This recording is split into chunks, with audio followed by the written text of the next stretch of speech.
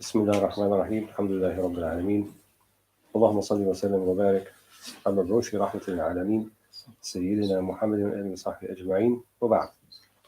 So, alhamdulillah, we've been able to read a few sessions in a row from the text of Fath al-Rabbani wal-Fayd al-Rahmani for Sayyidi Muhyiddin Abd al-Qadir al-Jilani radiallahu anhu arda.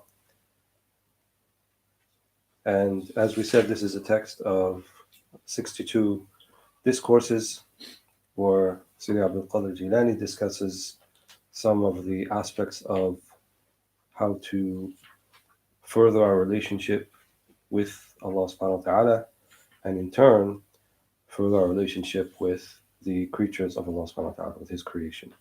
And that's basically the dichotomy. We're dealing with al-Khaliq wal-Khalq. So the Khaliq, the one who created everything, and then the Khalq, who are the beneficiaries and the recipients of the divine acts and names and attributes of Allah subhanahu wa ta'ala. So we have reached the fifth discourse, and in this one he speaks mostly about a concept we have touched upon before, al-Ubudiyya. And Ubudiyya comes from the word Abd, Abda ya'budu, to worship, and that's how it's commonly used, but it really means to be in service of, or to be a servant of.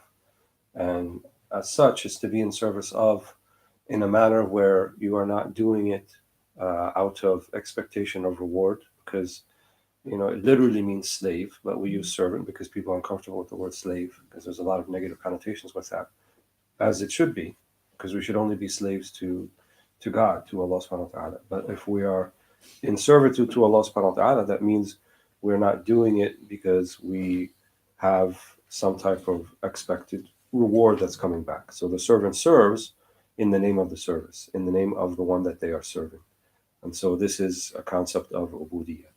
And though we may claim it, and though we may strive to do it, it's not so easy to get to that particular state of ubudiyya, to be in a state of rububiyya, and then mulahadat al-rububiyya, and then understanding the rububiyya, that Allah subhanahu wa ta'ala is the Lord over all things, which is a necessary attribute of rububiyya. So you can't really be a true abd, servant of God, unless you're also quite aware that Allah is your Lord and sovereign over you.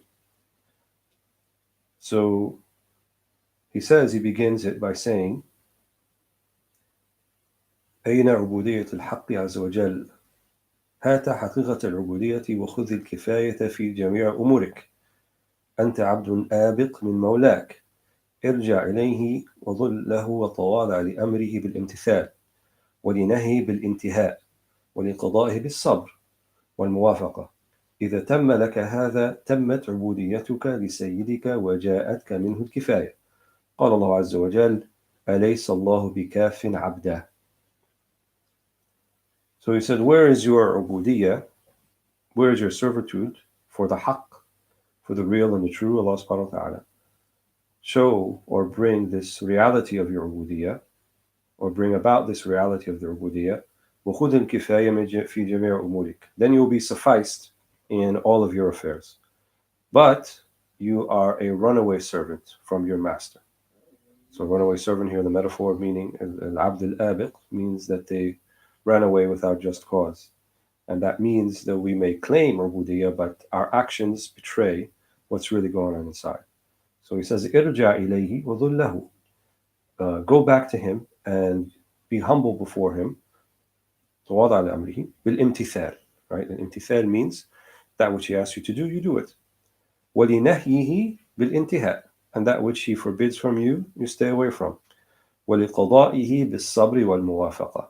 And for his qada, that which he decrees for you, which is a theme we touched upon earlier, بِالصَّبْرِ وَالْمُوَافَقَةِ. With forbearance, with patience, and muwafaqa, acquiescence. If these things are completed within you, then your ubudiyya, your servitude to your master, is complete. وَجَاءَتْكَ مِنْهُ الْكِفَايَةِ. Then he will suffice you in all of your affairs. Doesn't Allah subhanahu wa ta'ala say in the Quran, أَلَيْسَ اللَّهُ بِكَافٍ عَبْدًا? does Allah not suffice His servant? And this type of sufficiency that we see with Allah subhanahu wa ta'ala, drawing from the concept we talked about in the earlier session, which is al-ghina billah, to be sufficed with Allah subhanahu wa ta'ala. Here, a similar word, the kifaya, أليس الله بكاف عبده, يعني you are not in need and it suffices you, or just enough to suffice you to be with Allah subhanahu wa ta'ala. إذا صحت عبوديتك له أحبك وقوي حبه في قلبك وآنسك به وقربك منه من غير تعب ولا طلب لك ولا طلب ولا صحبة لغيره فتكون راضيا عنه في جميع الأحوال. فلو ضيق عليك الأرض برحبها وسد عليك الأبواب بسعتها لم تسخط عليه ولم تقرب باب غيره ولم تأكل من طعام غيره تلتحق بموسى عليه السلام حيث قال الله عز وجل في حقه وحرمنا عليه المراضع من قبل. So if your ubudiyya is sahih, if it's valid, if it's true, if it's functional, أحبك, then Allah will love you. And then the love of Allah will grow stronger in your heart. And then you will find uns, right? Uns means intimacy. And there truly is no true intimacy except with Allah subhanahu wa ta'ala. All the types of intimacy are fading, are fleeting, are temporary, wane and have ebbs and flows. And so people will never really be quite satisfied with an intimacy other with Allah. But this uns billah, if your uns is with Allah, if your intimacy is with Allah subhanahu wa ta'ala, it suffices you. If your love is with Allah subhanahu wa ta'ala, that suffices you. If the feeling of qurb, as he says, وَقَرَّبَكَ مِنْهُ مِنْ غَيْرِ تَعْبَ وَلَا طَلَبٍ, and feeling of nearness, so you feel that Allah is near to you, then that is sufficient for you. You won't need the need to feel close to anyone or anything else, or you won't feel the need to be loved by anyone or anything else. And you won't feel the need then also to find intimacy with anyone or anyone else. And you don't feel the need to find companionship truly with anyone or anyone else. How do you get to that? تكون راضيا عنه في جميع الأحوال. You be contented with Allah subhanahu wa ta'ala in all of your circumstances. So even if you feel that the earth is constricting upon you, ضيق عليك الأرض برحمها, and all of the doors are closed, you still don't scorn your Lord. لم تسخط عليه. Right? And obviously, as we said, people don't actually feel like they scorn Allah subhanahu wa ta'ala, but if you scorn His decree and say, I don't like this, why is this happening to me? Why can't it happen to somebody else? Well, that person is not as good as I am, and I'm the one who has this calamity. Then that's a type of scorning, definitely, of the decree of God, and that could be also a scorning of Allah Himself. Hashakum. So you will also not go knock on or get closer to any door except His. You will not eat any food except His. You will be like Musa alayhi salam, Moses, as it was said about him in the Quran, وَحَرَّمْنَا عَلَيْهِ الْمَرَاضِعَ مِنْ قَبْلِ. So we know the story of Musa alayhi salam, that Allah gave inspiration, ilham, to his mother to put him in the Nile, in the small cradle, because of Pharaoh's plot to kill all of the firstborns of Bani Israel. And then the boat found its way to the actual palace of Pharaoh, where they took him as an adopted son. But then here the verse says, وَحَرَّمْنَا عَلَيْهِ الْمَرَاضِعَ. So they brought him all of the nursing mothers, and none of them, he would not accept any of them. So as part of to bring coolness to the eyes of the mother of Musa alayhi salam, he would not suckle from anyone else. And then the sister of Musa alayhi salam goes to them and says, I know of someone that he will suckle from. And this was the mother, the actual mother of Musa. So to Pharaoh and his wife, she was merely a wet nurse, but she was actually the mother of Musa alayhi salam, and this brought coolness to her eyes. So here the metaphor that he's using is not in terms of an actual physical thing, that all of the other sources for which you can get your sustenance will be haram for you, but if you see that the only true source is Allah subhanahu wa ta'ala, then you'll be in the position like Musa alayhi salam. So Allah subhanahu wa ta'ala took care of Musa, took care of Moses, even though all those other women who could have possibly provided for him is basically his sustenance, his life, But Allah subhanahu wa ta'ala حرمنا عليه المراضع. So all of them were not suitable, and He gave him his true mother. So we have our true wealth, our true sustenance, our true rizq only with Allah subhanahu wa ta'ala. So the moment that you see it as coming from someone or something else, then uh, then you fall into the trap of um, putting the intermediaries, which are veils between you and Allah subhanahu wa ta'ala. So we're not saying physically, yes, you may have a job, and yes, you may have a business, and yes, you may draw income from that, and all that sort of thing, and they're asbab, and that's true.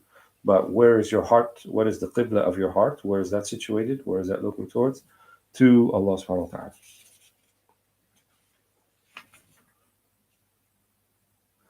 So he says, اصبر معه ولا تصبر عنه أما علمت أن من صبر قدر. So have patience with him, not patience to be away from him. And this is kind of the beauty of the Arabic language. الصبر مع الشيء والصبر عن الشيء والصبر على الشيء. So every time you change a prepositional phrase or the harf al-ma'na, the whole phrase changes. So to be patient with Allah subhanahu wa ta'ala, so with His decree, with all of the different circumstances that are happening to you. وَلَا تَصْبِرْ عَنْهُ. But don't grow accustomed to be patient without Him, right? Because that's hijab, that's dhalam, that's darkness. That's when we can fall prey to our wasawis, we fall prey to our misgivings and our whisperings, and we're easy prey for shaitan and for the dunya and the nafs and the hawa and all of those external enemies and internal ones, when we abandon and grow accustomed to not having the closeness of Allah subhanahu wa ta'ala. So if you are patient with His decree, so there's a ma'iyah, we talked about this ma'iyah before, patient with His decree, then you're actually patient with Allah, and then you are with Allah. So this is how the ma'iyah, or the witness with God, develops. And then he says, أَمَا عَلِمْتَ أَنْ مَنْ صَبَرَ قَدَرَ. And the one who has patience, qadar, then has the ability, right? Because it's an example of qudra, right? It's not ajaz. Ajaz means in capacity, right? So when you panic, you're panicking at your incapacity. You're like, oh my God, what am I going to do in this situation? This is crazy. I have nothing. I don't know what's going to happen. I don't know where to start. So you panic because you feel like there's nothing I can do about this, or it's unknown and I can't get to it. So there's this panic because you don't have control over the situation. In other words, there's this incapacity. And that sentiment is true. And the reason you panic is because you don't see how it can be handled. But the problem is there's a half of that's missing. So yes, recognition of your incapacity, but also recognition of Allah's capacity, of Allah's qudra. So when you're patient with something, it means that you know it came from Allah, and you also know that Allah can take you out of it. So if you're in a calamity, Allah put you there, and He's the one who's going to take you out of it. That's why man sabara qadar. So if you have the patience, forbearance, and the acknowledgement that Allah is the one who can get you out of this, then it's no longer jaza. It's not just panic because you don't know what to do, but you still may not know what to do, but you know that Allah subhanahu wa ta'ala has you taken care of, and so you don't worry about it too much. And the last verse in Surah Al-Imran that he mentions here, يَا أَيُّهَا الَّذِينَ آمَنُوا اصْبِرُوا وَصَابِرُوا وَرَابِطُوا وَاتَّقُوا اللَّهَ لَعَلَّكُمْ تُفْلِحُونَ. So he said, في الصبر آيات كثيرة في القرآن تدل على ما فيه من الخير والنعم وحسن الجزاء والعطاء والراحة دنيا وأخرى. So this sabr is very important. يَا أَيُّهَا الَّذِينَ آمَنُوا اصْبِرُوا, have patience, وَصَابِرُوا. Some of the Fasirun said the sabiru is like the same as the spiru, but a more emphatic form of it. And some of them say al-musabara means if you don't have sabr, like as an intrinsic quality, then the musabara is, well, try to be patient. تتكلف الصبر.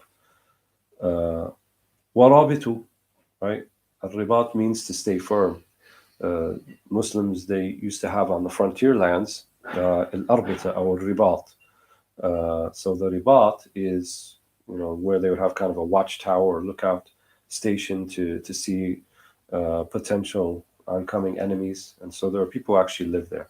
And it was a very hard life to live, to be out on the frontier and you're all by yourself and you're just kind of keeping watch. And it wasn't Muslims who did that, but in the pre-modern world, when you didn't have, sonar and radar systems and advanced sort of technology to to anticipate an attack, you have to be on the frontier. So وَرَابِطُ. So this ribat is not just uh, limited to actual frontier position, but also the frontiers of your heart.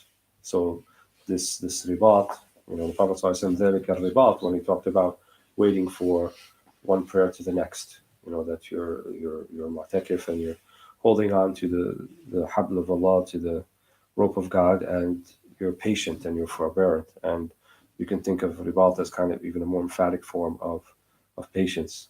وَاتَّقُوا اللَّهَ لَعَلَّكُمْ تُفْلِحُونَ. And have a taqwa of Allah, and then not لَعَلَّكُمْ. Here, not perhaps you will have success, you most definitely have success. And that's one of kind of the Quranic um, literary devices that use la'alla, which is usually taraji, or to say perhaps this will happen. But when it talks about things that Allah is telling you, it means there's no la'alla, there's no just it may or may not happen. It will happen if you have the preconditions that he mentions here. So sabr wal musabara wal ribat and the taqwa, those four things. Then Sayyid Abd al-Qadir, he says, ذهاب دينكم بأربعة أشياء. He said, you will lose your deen, or your deen goes away, or the deen of the people might go away, with four things. He says, الأول أنكم لا تعملون بما تعلمون. That you do not practice what you know. The second, أنكم تعملون بما لا تعلمون. That you practice with that which you do not know. And I'll explain that in a second. الثالث أنكم لا تتعلمون ما لا تعلمون فتبقون جهالا. That you don't learn what you don't know, and then you remain ignorant. And then the fourth, أنكم تمنعون الناس من تعلم ما لا يعلمون. That you prevent people from learning that which they do not know. So the first, you practice that which you don't know, or you do not practice that which you know. So here ilm means al-ilm al-nafi' in all of these examples. So there's different types of knowledge. There's ilm al-nafi', there's beneficial knowledge, and then there's unbeneficial knowledge. So when it says here you don't practice that which you know, in other words, that which you know of beneficial knowledge. So you know what the right thing is, but you don't practice it. بهذا يكون ذهاب الدين, right? So you may know what the deen is, you may know what it needs to be done, but you have a problem with your tadayyun. You're not actually practicing that which you know to be right and know to be true. So the second one, أنكم تعملون بما لا تعلمون. So you do the opposite. You practice and do with that which you do not know. In other words, not based upon knowledge, but based upon dhann, or it could be based upon shak, right? It could be based upon just benefit of the doubt, or it could be based upon just pure doubt, or it can be based upon wahm, or it could be based upon delusion. So all of these things are a way of practicing that are not based upon knowledge, but the way to do it right, practice that which you know to be right and to be true, to be haqq. The third, أنكم لا تتعلمون ما لا تعلمون فتبقون جهالا. That you do not learn that which you don't know, and then you remain ignorant. So you know there are things that need to be learned, but you don't know them, but you don't make your way towards learning those things. You don't try to create the opportunities where you can learn those things. You don't make it a priority. You don't take it seriously. And so then you remain ignorant. Then there's also no deen there. There's no knowledge of the deen, and there's no practice of the deen. And then the last, أنكم تمنعون الناس من تعلم ما لا يعلمون. And then the fourth, you prevent the people from learning that which they don't know. In other words, that which they need to know. So you don't spend effort to help them learn what they need to know, or you can prevent them. How does one prevent them? Does that mean you close the madaris, you close the schools, and you shut down the online classes, and then you prevent people from learning? That's a very outward drastic way, but there's other ways you prevent people. Your own actions can be munafir. Your own actions can be offensive. The way that you present the deen to people could push them away and say, I don't want to learn that because I see it as offensive, and I see it as coarse, and I see it as very austere. I don't see it as inviting. And the word da'wah means to invite. So when you invite someone to do something, you do it in a nice way, you present it in a nice way.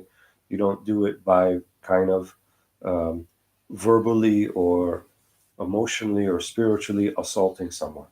by saying, oh, you have to be in this particular way, and if this don't, you don't do this and that, and in a judgmental and a sanctimonious way. So this is a fitna for people. So we have a problem in the community, generally speaking, that some people who are affiliated with Islam, and in other words, they're Muslim, but their actions betray what the teachings of Islam are. And so they wind up pushing people away from Islam, even though outwardly they may have all the trappings of what a proper Muslim looks like. They may have the right, length of thobe and the right turban and or hat and the right clothing, and they go and pray in the front line of the masjid and all those sorts of things. But beyond that, they don't have the proper inward discipline that is really the most important thing about Islam. So the outward acts are suwar, as we said, they are forms. And then those forms have no value whatsoever except by the one who is doing them to be sincere, and then they be accepted. So if they're not accepted by Allah, then they're not sincere. And if they're not sincere, then they're just outward acts and they don't have any value of their own. The only way we assign value is when Allah assigns value to them. Allah assigns value to them by Allah accepting them. Allah only accepts them if you are sincere in doing them. You do it solely for Allah subhanahu wa ta'ala. That's an inward act. So sincerity, ikhlas, is inward, it's not outward. So we have an overemphasis on the outward with a remissness and negligence on perfecting the inward. And that was the project of Sayyid Abd al-Qadir al-Jilani in his time in the 6th century. And many of the ulama after that. That was a project of Imam al-Ghazali, who lived just about half a century before him. That was a project of Sayyid Abul Hasan al-Shadhili, who lived a century after him. So we see successively that many of the people who renewed the deen, who are a type of mujaddideen, a type of renewers of faith based upon the hadith of the Prophet ﷺ, that every 100 years or so, Allah subhanahu wa ta'ala will send someone, yujaddid lil-nasi aw lil-umma umuri dinihim, that they'll make tajdeed, they will renew the matter of the deen. So it's not the deen that has to be reformed. Western academics will read that hadith and then they're what's the word I'm looking for? They fetishize, or they are infatuated with this idea of reform in Islam. So all the books that they look for, they have to make the person a reformist. If they're not a reformist, then they're not interesting to read about. And for them, reform means like the deen was bad before, let's make a new deen and let's do it all over again, so to speak.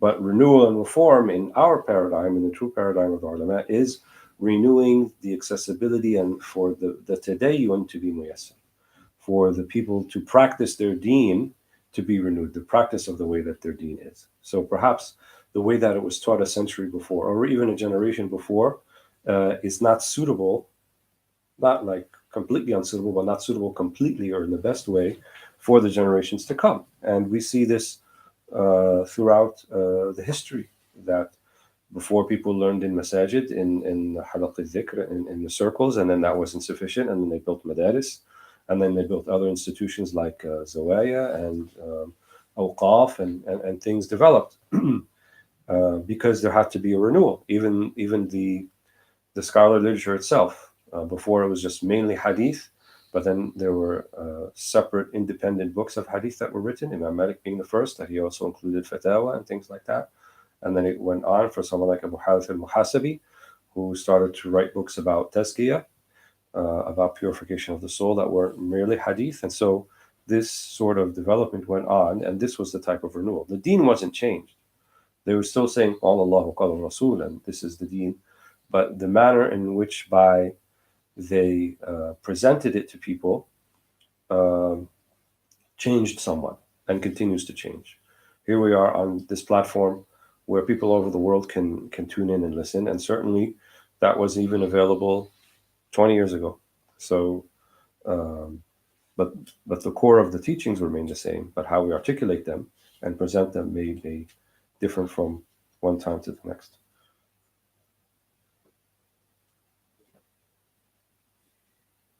So, I'm just going to read a few more excerpts in the remaining time.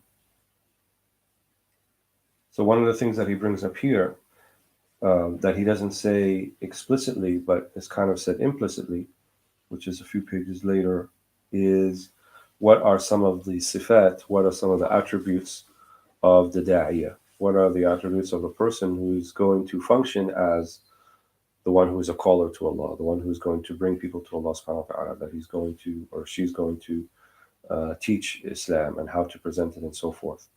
And usually, if you look at the standard advertisements for imam of a mosque or something like that, or imam of a community, it has the whole Quran memorized and can speak one or two languages and knows the fiqh very well and able to lead tarawih, and kind of that's the standard litany.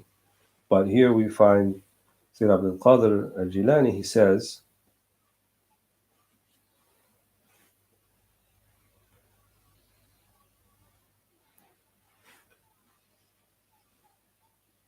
إذا أراد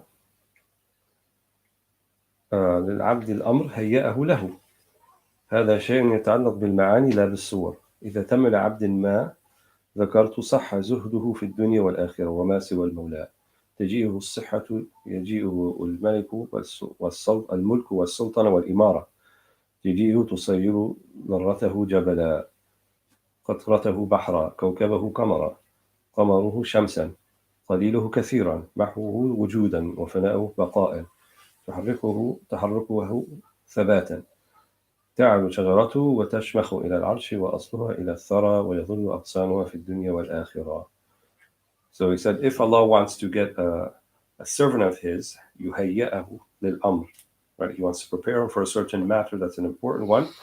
First, يتعلق بالمعاني لا بالصور, that the connection is with the meanings and not just the outward forms. And then if that's completed, صح زهده في الدنيا والآخرة, then they will have a valid zuhud, right, or lack of great concern with neither the dunya or the akhirah, actually, except ma siwa al-mawla. So only with Allah subhanahu wa ta'ala is the connection. Then, if that is the way he is, taji'uhu sahha, then he will be physically and spiritually, inshallah, healthy. Yaji'uhu al-mulk wal-sultana wal-imara. Then Allah subhanahu wa ta'ala will see this person as a valid steward for people on earth, and then they will have the mulk and they'll have the sultana and the imara, different words for leadership. It will be that his particle of dust will become a mountain, and a drop of water will become a sea, and a mere comet will become a moon, and the moon will become the sun, and that which is little becomes much, and that which is mahu, right, which is erasure, becomes existence, and then his fana, his annihilation becomes baqa, becomes everlastingness or remaining with God. And then his taharruk, then his movement will become thabat, will become a surety and firmness. And so this tree of this person will grow and reach up to the arsh of al-Rahman, wa asluha ila thara. Right? And then وَيَظُلُّ أَغْصَانُهُ فِي الدُّنْيَا وَالْآخِرَةِ. Then its branches are in dunya and akhirah, and it could reach as high as it's planted firmly in the ground, and it reaches as high as the arsh. So he says, مَا هَذِهِ الْأَغْصَان? What are the branches of this type of knowledge, this type of person? الْحُكْمُ وَالْعِلْمُ. Right? So understanding the hukm, the decree of Allah subhanahu wa ta'ala, and knowledge. Then the dunya will be something that is not something that possesses him, but rather he possesses. Nor is he confined to just thinking about the delights of the akhirah. لا يملكه ملك ولا مملوك. He will not be owned neither by a king or by a servant. ولا يحجبه حاجب. Nor he will be stopped by a hajib, nor there will be a doorman to stop him from coming where he needs to go. He will not be veiled by a veil, even another way to read it. لا يأخذه أحد لا يكدره كدر. No one can take him, and nothing can upset their internal fortitude with Allah subhanahu wa ta'ala. Their mood will not be, or their spiritual mood will not be spoiled. فإذا تم هذا, right? This is the important part. So if this is completed, صلح هذا العبد للوقوف مع الخلق. Then this person is ready to stand with creation, to be with creation. والأخذ بأيديهم وتخليصهم من بحر الدنيا. And then take them by the hand and save them from the daunting sea of the dunya. فإذا أراد الحق بالعبد خيرا جعله دليلهم وطبيبهم ومؤدبهم ومدربهم وترجمانهم وساحنهم ومنحتهم وسراجهم وشمسهم. So if Allah wants all of these things, He will be their dalil, He will be their guide, He will be their spiritual doctor, He will be their mu'addib, He will be their mudarrib, He will be their spiritual trainer, He will be their turjuman, right, which is their translator. In other words, help them translate their own thoughts and how to understand the relationship with Allah subhanahu wa ta'ala. He will be their siraj, He will be their shams, He will be their sun, He will be their light, all of those things. فإذا أراد منه ذلك كان. If Allah wants that from His servant, then He will be that.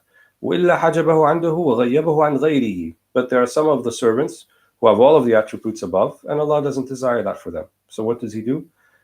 حجبه عنده. He veils them from creation. وغيبه عن غيره.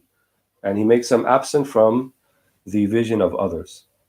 And that's also a type of wali. So he's describing awliya Allah. So there's two types at least. One that Allah puts forward to be the dalil, to be the guide, the helper for people, which is the mission of the prophets and messengers. And the other stays with Allah subhanahu wa ta'ala, who is also helping the ummah, but we say he's helping the ummah fil batin. So from what's hidden from people. So they help them with their dua, with their supplication, with their himma, with their concern for the ummah. These people are there, people don't know who they are, but they are there and they are indispensable, just as indispensable as the ones who are outward and speaking and guiding and teaching and so forth.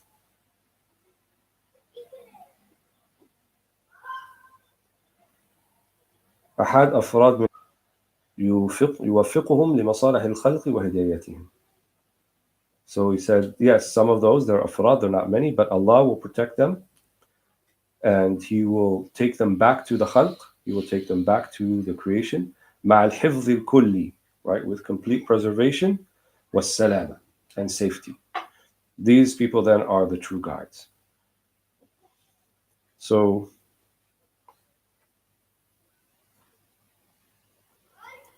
how does one know that? How does one get to that? Which she doesn't really explicitly outline here, but one of the things we could say is when one's actions are in conformity with that which the Prophet ﷺ has come to teach, and it's not their ego and their appetite that's leading them around, even in matters of the faith, even in matters of the deen. So they're not looking for popularity, they're not looking for having a following, they're not concerned with who praises them or who doesn't praise them, or who showed up or who didn't show up, and all these sorts of things. Then, in other words, they have been able to suppress those